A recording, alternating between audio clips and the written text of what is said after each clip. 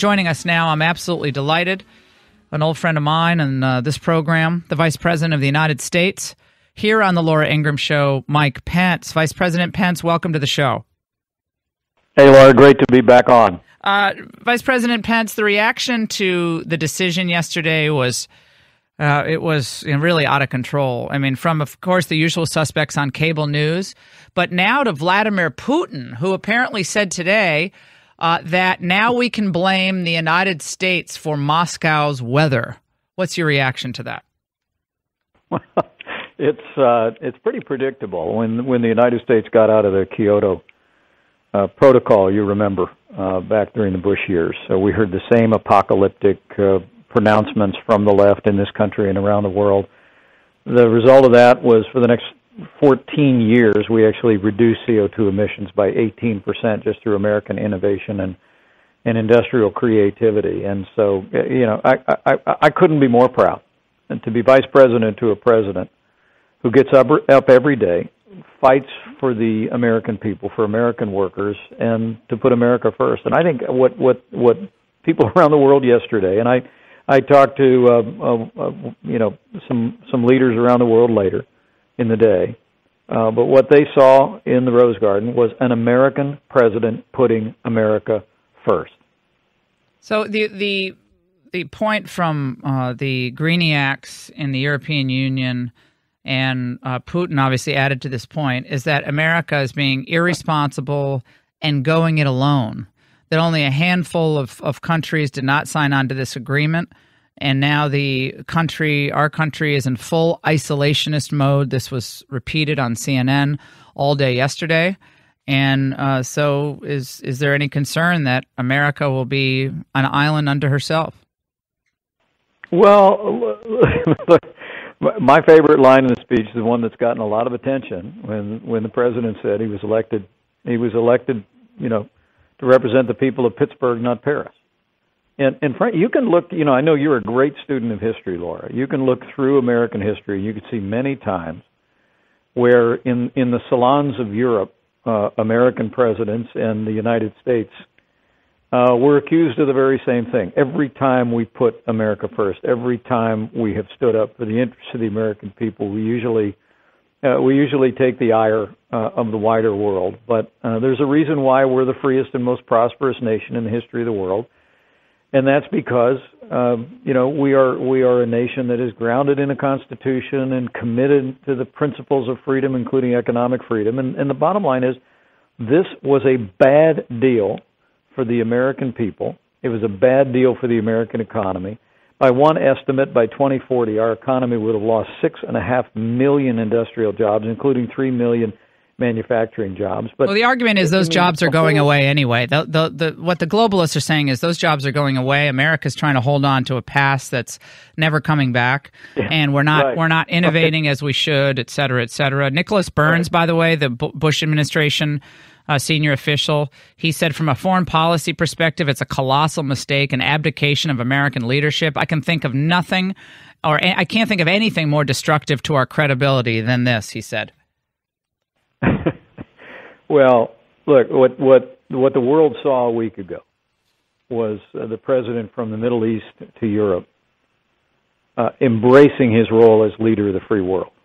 He was focused on what people of his country want an American president focused on, and that was counterterrorism and national security. The president went to Europe and he said, look, we need to refocus NATO on confronting terrorism. And in the midst of his trip, we saw the horrific attack in Manchester.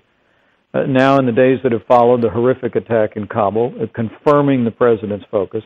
And he also called on our allies in Europe to step up and keep the promises that they have made to us and to one another to share the burden of our common defense. I mean, that's being leader of the free world. Those alliances have been strengthened by the president, and I would tell you that the agenda of the left in this country and around the world with regard to climate change it has, in my judgment, from the days of the Kyoto Protocol, from the days of cap and trade when I was in the Congress, and all the way through 2015 and the Paris Accord, have always been about hamstringing the American economy while allowing countries like China and India to continue to develop apace, and while our taxpayers and our workers pay the burden. And yesterday, President Donald Trump said those days are over. Vice President Pence, the politics of today is so nasty. I mean, I've seen it. I've been here for a long time, 25 years almost.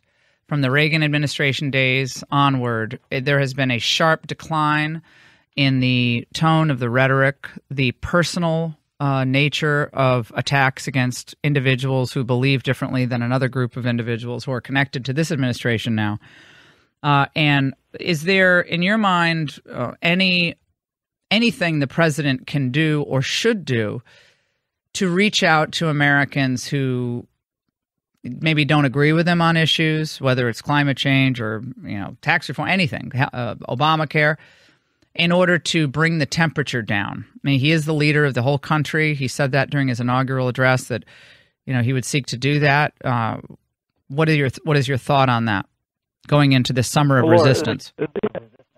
Yeah, there's no question this is a very challenging time. I mean, America is more divided at the end of the last administration than America was at the beginning. But, we've seen an electorate going all the way back to the election in 2000 that's been deeply divided. But, I honestly believe the antidote is a growing America. I mean, what's encouraging, it should be encouraging to every American, is the president that I serve with here at the White House every day is completely focused on making America safe again and making America prosperous again. I really do believe that the exodus of jobs from this country, the porous borders, the crisis of illegal immigration, all of those issues that have been ignored or neglected, or the American people have been told that's just a part of the reality. You have to accept we're in a global economy now. We need to move on.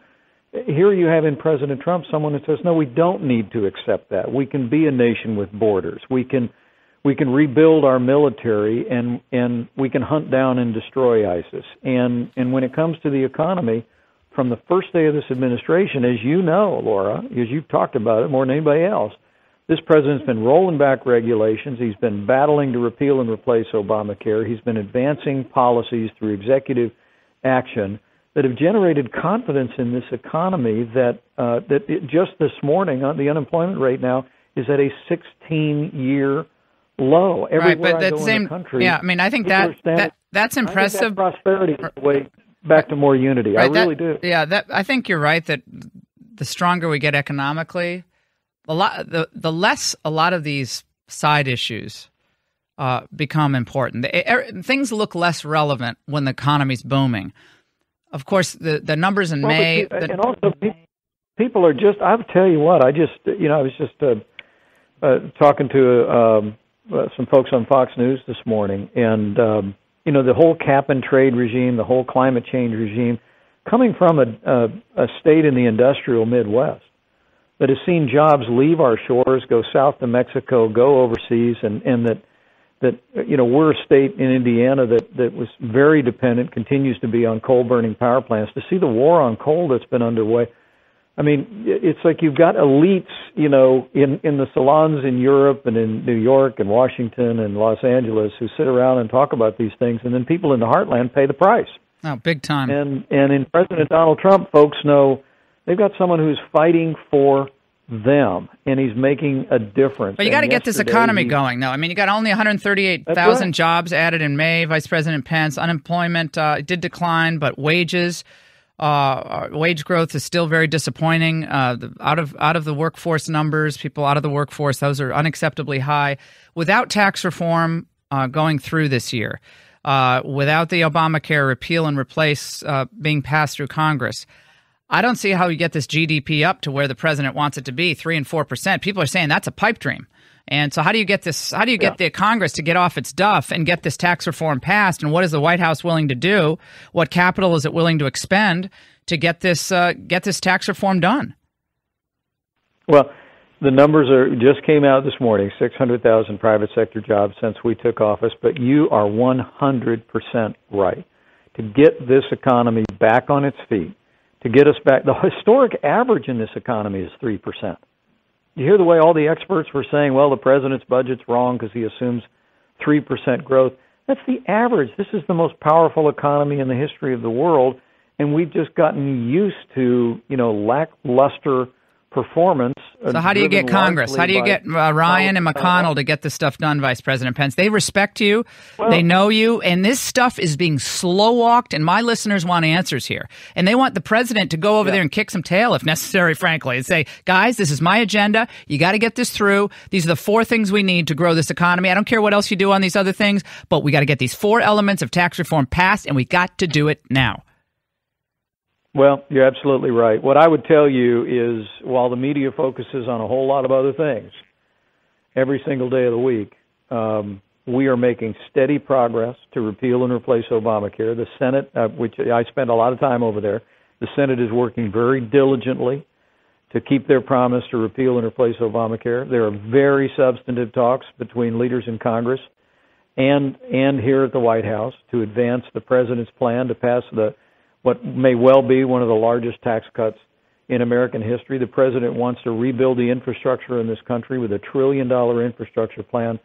But what I can assure you is that all of those issues are moving.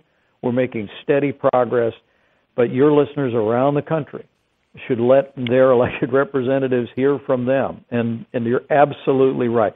We don't get America prospering again. We don't make America's economy great again unless we repeal and replace Obamacare and unless we pass the kind of tax relief that will unleash the boundless energy of the American economy. Vice President Pence, I only have a minute or so. Yesterday it came out that we've allowed in 46,371 refugees so far in the United States. That's up 19% in May. Overwhelming majority of those are Muslim refugees. This is the same time the Supreme Court received a petition from the Trump administration that they're challenging the circuit court's stay of the travel ban. That's a lot of refugees we're bringing into the country. Are you confident that the vetting is being done right, and this is what we should be doing right now with so few jobs being created on at least the last month basis? Well, as you know, America has a long history of welcoming refugees from around the world, and we're working very, very diligently to implement the president's strategy of extreme vetting. But I have to tell you, I'm very encouraged that we're finally to the point where the Supreme Court of the United States is going to have its say about the president's executive order. The president signed an executive order built on the principle that no one has a right to come into this country. It is a privilege to come into the United States of America. And the president has the authority to control who comes into this country in the interest of the safety and security of the American people. We started with a pause on immigration from 7 countries. We worked with our allies in Iraq to reinforce their internal security procedures so that we could allow a go forward with Iraq.